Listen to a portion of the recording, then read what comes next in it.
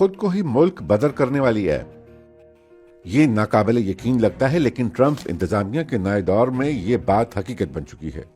اصل میں بائیڈن انتظامیہ نے CBP-1 ایپ متعارف کرائی تھی تاکہ مہاجرین کو قانونی طور پر امریکہ میں داخل ہونے میں مدد دی جا سکے، لیکن ٹرمپ نے دوبارہ اقتدار سنبھالتے ہی اسے بلاک کر دیا اور اس ایپ کو CBP ہوم کے نام سے بدل دیا۔